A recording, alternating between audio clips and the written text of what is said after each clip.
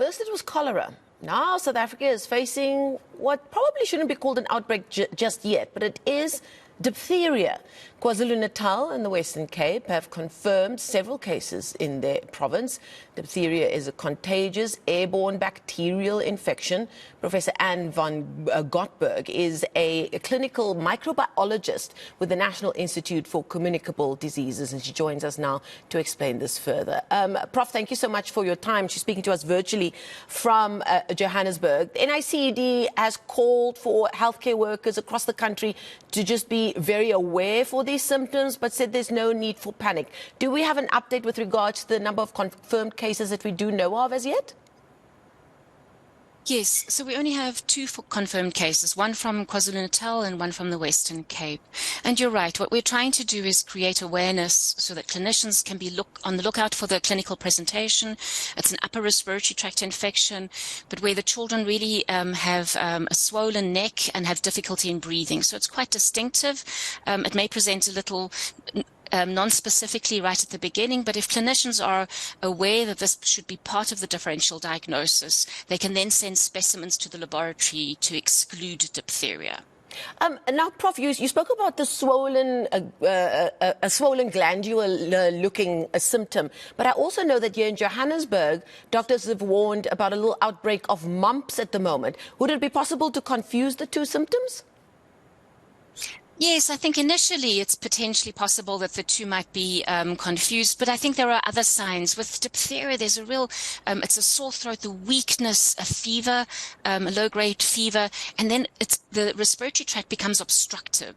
People can't breathe, and I think it's very distinctive. I think mumps is a self-limiting disease that may have one or two features that are similar, but the clinicians, the doctors and nurses out there will definitely know to investigate and to consider these diagnoses and to take the right specimens to help us to make the diagnosis.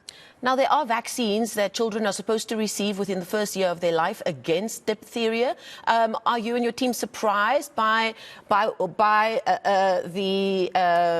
this cropping up? I don't know if we can call it an outbreak just yet. What are we calling it, and are you surprised by it?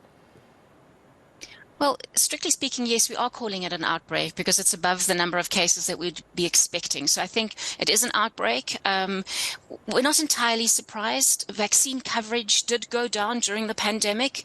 And what we're really trying to urge is that parents and guardians take their infants, the little ones, for their due doses, so the 6, 10, and 14-week doses, as well as the boosters then at 18 months. But we're also asking anyone who might have missed doses to present to their clinics and hospitals with their parents, their guardians, to come forward so that we can do catch-up vaccinations. So it's a vaccine-preventable disease. It should not be occurring in South Africa, and we'd like to increase the coverage of these vaccines so that we can prevent these diseases.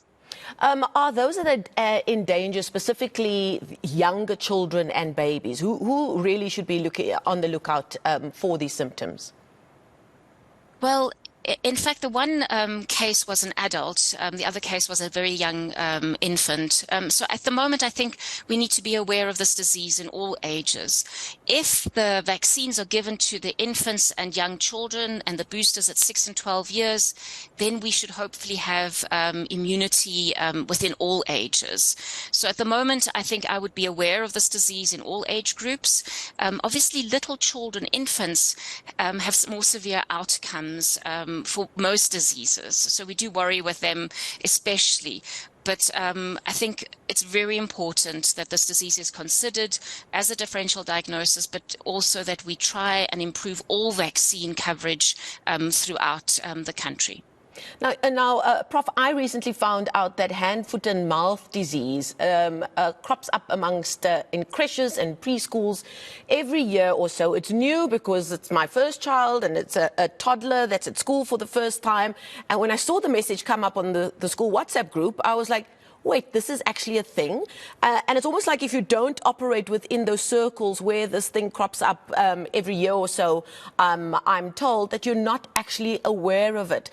What kind of awareness should we be putting out there in terms of how quickly something like diphtheria can spread? And is it preventable through sanitizing, through keeping kids at home if they're showing symptoms and that kind of thing? What other preventative measures, other than making sure we're up to date with our vaccines, should we be aware of?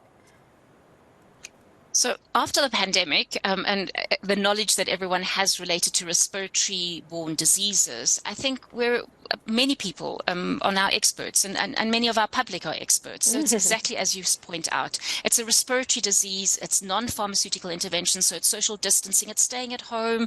It's having meetings or meeting outside if you have to meet. It's wearing masks sometimes if you really want to protect someone at great risk. And so I think it's exactly the things that we were doing for the pandemic. Those things would hold for all of these respiratory viruses and bacteria.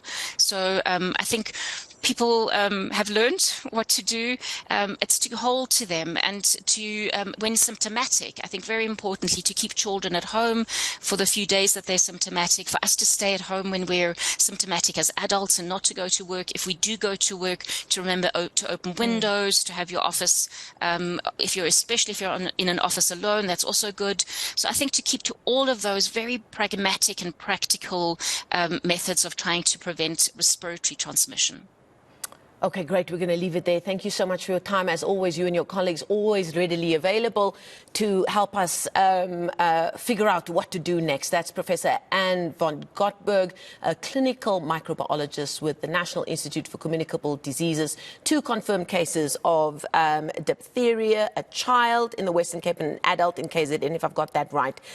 Diphtheria, the NICD says, is uncommon, but vaccine-preventable infection that spreads through respiratory droplets from coughing or sneezing. And like she said, we've learned so much from the COVID pandemic, so it's important for us to remember all of those lessons that it has taught us so that we can continue to protect each other and especially our vulnerable and keep them safe.